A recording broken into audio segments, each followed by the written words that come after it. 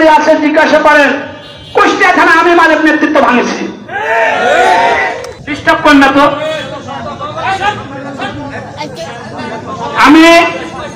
আমি এদেশের সন্তান, ভুল বললেও আমার বাপ ভাইরা শুনবে, আমি ভালো বললেও আমার লোকজন, আমার বাপ ভাইরা শুনবে।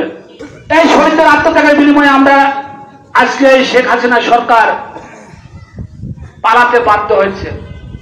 কুষ্টিয়ায় লাস্টের দিন যেদিন ক্ষমতা হস্তান্তর হয়, সর্বপ্রথম যারা এখানে আন্দোলনকারী আছে জিজ্ঞাসা করেন, কুষ্টিয়া থানা আমি মালিক নেতৃত্ব ভাঙেছি।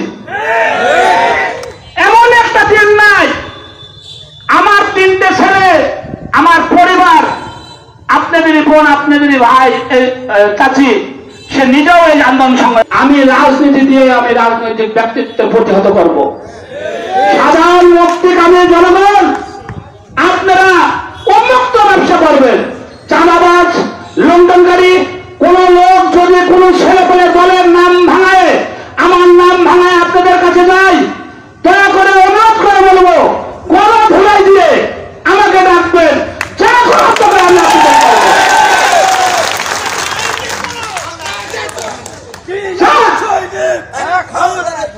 যা করার দরকার আমরা করবো। তবে একটা কথা আপনাদেরকে সাবধান করি, আমি লীগ নাই, এটা জাতীয় ঐক্যমত্যের সরকার গঠন হবে। আজকে রাত্রে ফয়সালা হবে। আমাদের প্রাণপ্রিয় নেতৃবৃন্দ, আমাদের সন্তান, আমাদের ভাই, আমাদের কলিজার টুকরা, এই আন্দোলন সংগ্রামে যারা শহীদ হয়েছে, যে ছাত্র জনতা, আমার জনসাধারণ, আমি তাদের মাগফিরাত কামনা করছি। আমি তাদের জন্য সবার কাছে দোয়া প্রার্থনা করছি। আপনারা মহান সৃষ্টিকর্তার কাছে নামাজ পড়ে দোয়া করবেন।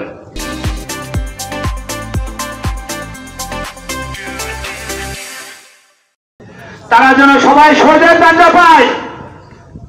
আজকে এই শহীদদের আত্মত্যাগের বিনিময়ে, এটা আমার গর্ব না, আমার কর্তৃত্ব না, এই শহীদদের কর্তৃত্ব, তাদের আত্মত্যাগের বিনিময়ে আমরা আজকে এখানে উপনীত হতে পেরেছি। পাশে থেকে কথা বলবেন না, ডিস্টার্ব করেন না তো।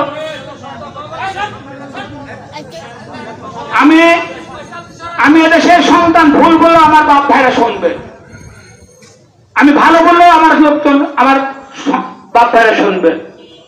আপনারা শোনেন, সময় অল্পটা, কিছু কথা আর বলার ছিল।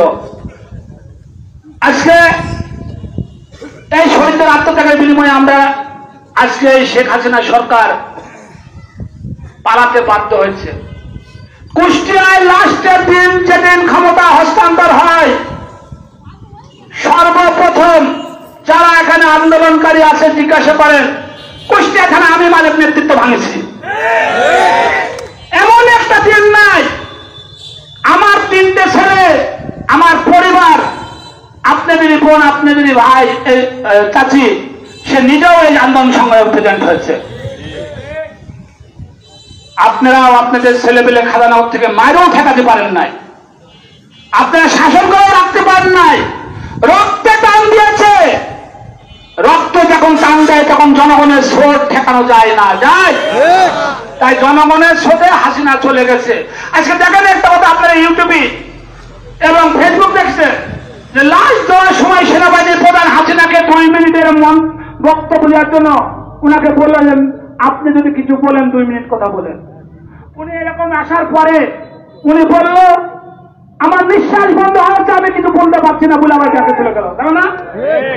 আমি আমার নেতৃকর্মীদেরকে আমি সেই কথাটাই মনে করে দিচ্ছি, আপনারা এমন কিছু করেন না। শুধু খাজারন নয়, কুষ্টিয়া জেলাতে আমাদের যেন দম বন্ধ না হয়ে যায়।